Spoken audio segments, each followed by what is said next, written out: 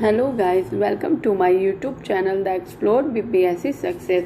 जिसने मेरी प्लेलिस्ट आगे नहीं देखी, 100 से लेकर 100 तक फिजिक्स में क्वेश्चन हो चुके हैं फ्रॉम लूसेंट, और जिसने नहीं देखा तो वो आगे जाके देख सकते हैं। और 1 से 100 तक हो चुका है। हम लोग टोटल 292 की सीरीज है फिजिक्स में, जो लूसेंट से ऑल पूरी कंप्लीट हो जाएगी। तो जिसने नहीं देखा आप जाके देख सकते हैं। पेपर के आते आते तक जो हमारे सीजीएल, बीपीएससी, यूपीएससी में बहुत वर्क करने वाली है। तो गाइस, जिसने नहीं देखा वो जाके देख लें। चलो बढ़ते हैं, बिना टाइम वेस्ट किए हुए। ओके, हमारा फर्स्ट क्वेश्चन क्या है? माध्यम के तापमान में वृद्धि के साथ प्रकाश की गति, यानी कि माध्यम के तापमान में वृद्धि के साथ प्रकाश की गति क्या होती है? बढ़ती है, घटती है, वैसी ही रहती है, सहसा गिर जाती है? तो इसका राइट आंसर क्या होने वाला है? बढ़ती है। ठीक है, नेक्स्ट। ये क्वेश्चन बहुत IMP क्वेश्चन है, आप लोग देख लेना। ओके, VVI नहीं लिखा रहा, कोई बात नहीं, लेकिन ये बहुत अच्छा क्वेश्चन है। प्रकाश की गति कितनी होती है हमारी? 3 × 10⁸ मीटर पर सेकेंड। ओके, अब ये भी बहुत अच्छा क्वेश्चन है। सूर्य ग्रहण होता है जब सूर्य ग्रहण होता है हमारा, जैसे ये हमारा सन है। ओके, और ये हमारी हो गई अर्थ। ठीक है, और जब सनलाइट इस पे पड़ती है तो बीच में ऐसा क्या आता है जिससे सूर्य ग्रहण लगता है? तो बीच में आ जाता है मून। बीच में हमारा आ जाता है मून, जिसमें चंद्र ग्रहण जब लगता है तो अर्थ और सन के बीच में हमारा मून आ जाता है। ओके, तो इसका राइट आंसर क्या होगा? 103 का हमारा राइट आंसर होने वाला है ए। चंद्रमा सूर्य और पृथ्वी के बीच आ जाता है। ठीक है, चंद्र ग्रहण घटित होता है। चंद्र ग्रहण कब घटित होता है? चंद्र ग्रहण कब घटित होता है? पूर्णिमा के दिन, यानी कि इसका राइट आंसर होगा हमारा बी। ठीक है, बढ़ते हैं नेक्स्ट क्वेश्चन पर। 105 हमारा क्वेश्चन क्या है? उचित रीति से कटे हीरे की असाधारण चमक का आधारभूत कारण यह है कि उसमें अति उच्च पारदर्शिता होती है, उसका अति उच्च अपवर्तनांक सूचकांक होता है, वह बहुत कठोर होता है, उसके सुनिश्चित विदलन तल होते हैं। तो 105 का राइट आंसर क्या होगा हमारा? बी। इसका अति उच्च अपवर्तनांक सूचांक होता है। सही बात है, सबसे ज्यादा हीरे का ही होता है। और कितना होता है? 2.42। ओके, कितना होता है? 2.42। ओके, जब एक कॉम्पैक्ट डिस्क यानी कि CD सूर्य के प्रकाश में देखी जाती है तो इंद्रधनुष के समान रंग दिखाई देते हैं। इसकी व्याख्या की जा सकती है। आप लोगों ने देखा होगा, जब हम लोग पहले CD चलती थी, तो जब CD को सनलाइट में लेके आते हैं, तो क्या होता है? उसमें बहुत रैम्बो में जैसे जितने कलर होते हैं वैसे कलर इसमें भी आते हैं। तो ये क्यों होता है? क्यों ऐसा होता है? तो इसका एक ही रीजन है, परावर्तन और अपवर्तन की परिघटना के कारण। ओके, इसका राइट आंसर होगा ए। किस गुणधर्म के कारण पानी से भरे बर्तन में डुबाई गई छड़ी मुड़ी हुई प्रतीत होती है? क्यों ऐसा होता है? 107 का आंसर होगा हमारा सी, अपवर्तन के कारण। ठीक है, मतलब पानी में जब भरे बर्तन में डूबी हुई छड़ी मुड़ी हुई प्रतीत होती है, यानी कि तिरछी प्रतीत होती है। क्यों? अपवर्तन के कारण। ठीक है, बढ़ते हैं नेक्स्ट। एक समतल दर्पण पर आपतित किरण 60 डिग्री का कोण बनाती है, तो परिवर्तन कोण होगा। आप एक चीज जान जाइए, क्योंकि अगर कोण बन रहा है, जितना का बनेगा उतने का सेम ही मतलब परिवर्तन कोण भी होगा। तो 108 का हमारा क्या आंसर होने जा रहा है? बी, यानी कि 60 डिग्री, क्योंकि जितने का ये कोण बनेगा, आपतित किरण कोण डालेगी, उतने का ही परिवर्तन कोण भी बनेगा हमारा। अगर प्रकाश का आपतन कोण 90 डिग्री है और अपवर्तन के बाद का कोण 30 डिग्री है, तो माध्यम का अपवर्तनीय सूचांक होगा। 109 का आंसर होगा हमारा सी, 3.0 के। यदि किसी दर्पण को थीटा कोण से घुमाया जाए तो परिवर्तित किरण का गुणांक होगा। 110 का क्या आंसर होगा हमारा? डी, यानी कि 2 थीटा। ओके, यदि किसी दर्पण को थीटा कोण से घुमाया जाए तो परिवर्तित किरण का गुणांक होगा 2 थीटा। ओके। पूर्व आंतरिक परिवर्तन होता है जब प्रकाश जाता है, क्वेश्चन सही से समझिए। पूर्ण आंतरिक परिवर्तन होता है यानी इंटरनल उसमें परिवर्तन होता है जब सनलाइट उसमें से जाती है। किस में से? हीरे से कांच में, वायु से जल में, जल से कांच में, या वायु से कांच में। तो 111 का आंसर क्या होगा? ए, हीरे से कांच में। बहुत अच्छा क्वेश्चन है ये भी बहुत क्वेश्चन पूछा गया है। मिरेज उदाहरण यानी कि मृग तृष्णा उदाहरण है, किसका उदाहरण है? ये मैं आपको एक थोड़ी छोटी सी स्टोरी है। अगर हम लोग रेगिस्तान में जाते हैं, जब आदमी घोड़े पे बैठा होता है, बहुत दूर बैठा होता है, उसको एक पेड़ दिखाई देगा ना, उसका जस्ट अपोजिट शेडो अगर बनता भी है ना तो उल्टा बनता है। और किसी कोई दूर से अगर देखता है तो उसको लगेगा ना पानी में, मतलब पानी बहुत ज़्यादा है तो उसमें आप देखेंगे हमेशा पानी में शेडो उल्टा ही बनता है। तो इसकी शेडो हमेशा जस्ट अपोजिट बनती है, जिससे लगता है कि वहाँ पे बहुत सारा पानी है। तो इसका यही है कि इसका जो मतलब शैडो हमेशा उल्टा बनती है, जिसको मृग तृष्णा कहते हैं। 112 का हमारा आंसर होने वाला है बी, पूर्व आंतरिक परिवर्तन का। ठीक है, बढ़ते हैं आगे क्वेश्चन पे। पेट अथवा शरीर के अन्य आंतरिक अंगों के निरीक्षण के लिए प्रयुक्त तकनीकी इंडोस्कोपी आधारित है। ठीक है, और इसका राइट आंसर क्या होने वाला है? 113 का हमारा ए, पूर्व आंतरिक परिवर्तन पर। सही बात है। पेट अथवा शरीर के अन्य आंतरिक अंगों के लिए निरीक्षण के लिए हम लोग इंडोस्कोपी कराते हैं ना, तो किसके लिए? पूर्ण आंतरिक परिवर्तन पर। इंद्रधनुष खालिया के कारण होता है। किसके कारण होता है इंद्रधनुष? हमारा परिवर्तन और अपवर्तन के कारण। ठीक है। आकाश का रंग नीला प्रतीत होता है, क्यों? आकाश का रंग नीला क्यों प्रतीत होता है? इसका राइट होगा प्रकीर्ण के कारण। ठीक है, ये बहुत अच्छा क्वेश्चन है। ठीक है, तो किसके कारण होता है? प्रकीर्ण के कारण होता है। ठीक है, बढ़ते हैं नेक्स्ट। वायुमंडल में प्रकाश के विसरण का कारण है, यानी कि डिसफ्यूजन का क्या कारण? वायुमंडल में प्रकाश के डिसफ्यूजन का क्या कारण हो सकता है? तो 116 का हमारा राइट आंसर होगा धूल कण। आप देखते हैं कि जब हमारा आकाश नीला क्यों दिखाई देता है? इसी के चलते, क्योंकि ये धूल कण होते हैं ना, जिससे हमारा आकाश नीला दिखाई देता है। ओके, क्योंकि हमारा आकाश का कलर ब्लू इसलिए दिखाई देता है, जब सनलाइट जो होती है ना वो बहुत कलर का मिक्सचर होती है सॉरी, जो हमारा सनलाइट होती है बहुत कलर का मिक्सचर होता है और वायुमंडल से होकर गुजरती है। वायु में प्रेजेंट धूल कण और धूल द्वारा इसका प्रकीर्ण हो जाता है। ओके, और सबसे ज़्यादा इम्पोर्टेंट चीज प्रकीर्ण का, सबसे बैंगनी रंग का जो प्रकीर्ण होता है वो सबसे ज़्यादा होता है और सबसे कम होता है लाल रंग का। प्रकीर्ण सबसे ज़्यादा होता है बैंगनी का और सबसे कम होता है रेड का। ओके, याद रखना आप लोग। बढ़ते हैं 117 नंबर पे। इसका तो होगा धूलकण। वायुमंडल प्रकाश के विसरण का कारण होता है धूलकण। खतरे के संकेतों के लिए लाल प्रकाश का प्रयोग किया जाता है, क्योंकि इसका प्रकीर्ण सबसे कम होता है या आंखों के लिए आरामदायक होता है। इसका सबसे कम रासायनिक प्रभाव होता है, हवा द्वारा इसका अवशोषण सबसे कम होता है। तो इसका राइट आंसर क्या होने जा रहा है? इसका प्रकीर्ण सबसे कम होता है। देखिए अभी मैंने आपको बताया ना, सबसे इसका प्रकीर्ण क्या होता है? रेड कलर का। ठीक है, इसका प्रकीर्ण सबसे कम होता है। समुद्र नीला प्रतीत होता है। समुद्र नीला अभी मैंने इसी पे बताया था। समुद्र नीला क्यों होता है?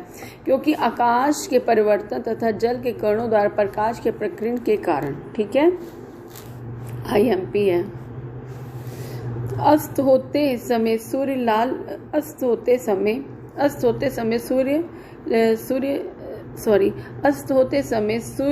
सूर्य लाल दिखाई देता है, क्यों?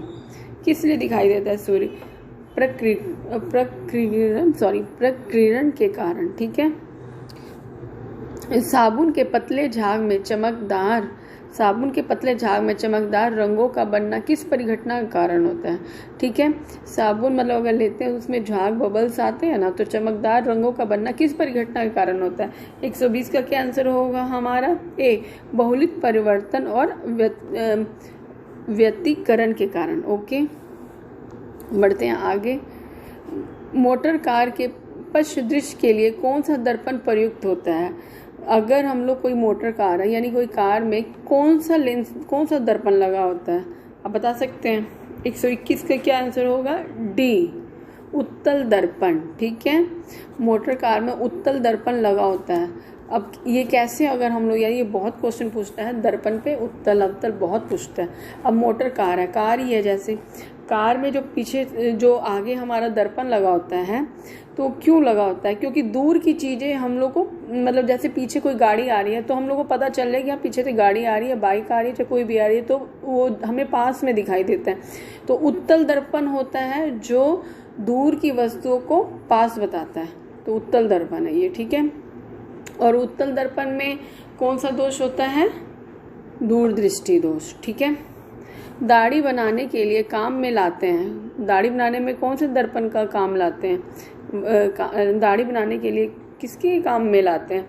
तो इसका 122 का होगा ए, अवतल दर्पण। ठीक है, अवतल दर्पण मतलब ये इसमें निकट की वस्तुएं देखी जाती है, मतलब सॉरी, लगता है मैंने ये थोड़ा सा मिस्टेक कर दिया। उत्तल दर्पण में यही होगा कि मतलब सॉरी, इसमें मिस्टेक हुआ मेरा। उत्तल दर्पण में यही होगा कि इसमें होता है दूरदृष्टि दोष, और अवतल दर्पण में होता है निकट दृष्टि दोष। ठीक है, दाढ़ी बनाने के लिए काम में लाते हैं तो निकट दृष्टि जो जिसको होता है, मतलब निकट दृष्टि मतलब निकट वस्तुएं इसमें दिखाई देती हैं, और इसमें क्या होता है? दूर वस्तुएं दिखाई देती हैं। ठीक है, जस्ट अपोजिट, थोड़ा सा मिस्टेक हो गया था, सॉरी, कोई बात नहीं। अवतल दर्पण होगा इसका। ठीक है, मानव आँख की रेटिना पर कैसा प्रतिबिंब बनता है? तो 123 का क्या आंसर होगा? ए, वास्तविक तथा उल्टा। कैसा बनता है मानव आँख की रेटिना का प्रतिबिंब? कैसा बनता है? वास्तविक तथा उल्टा। ठीक है, बढ़ते हैं नेक्स्ट क्वेश्चन पे।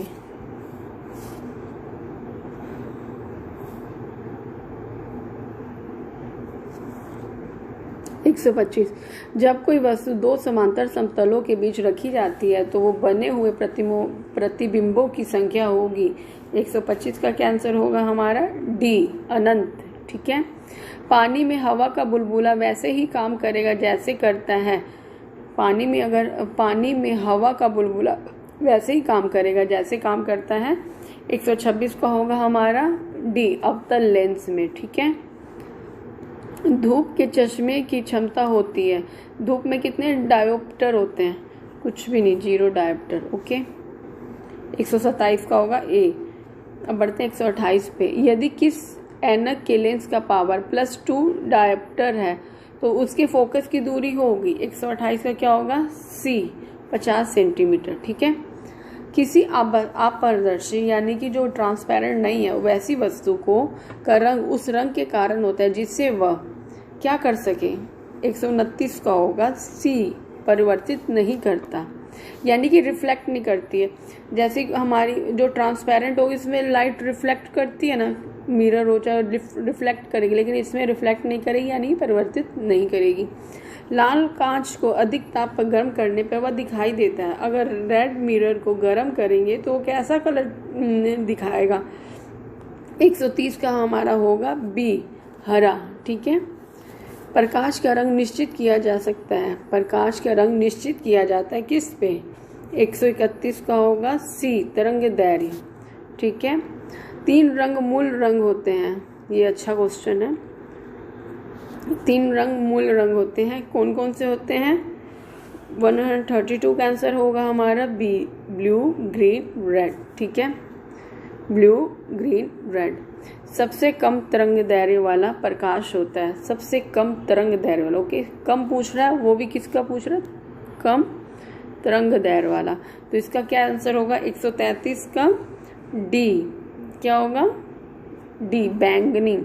और जो कि प्रकीर्ण सबसे ज्यादा किस में होता है? बैंगनी में, और लाल में कम होता है। ओके, ये ध्यान रखना, तरंग दैर्घ्य पूछा है इसमें तो कम होगा बैंगनी में।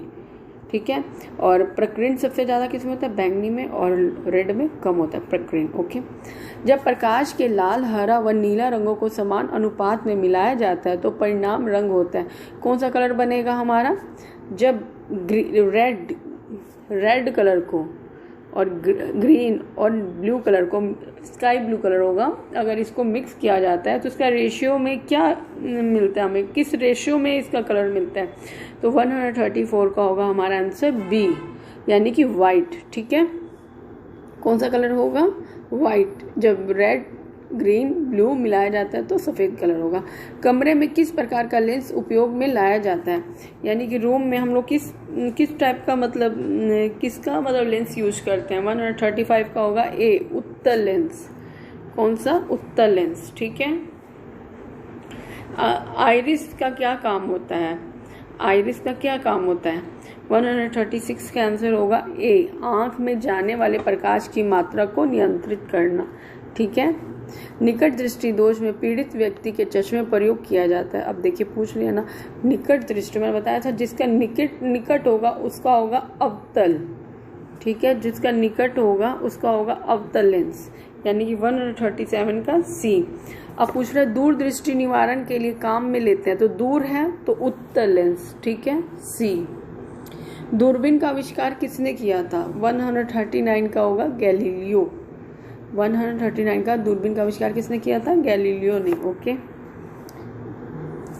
आगे बढ़ते हैं। 140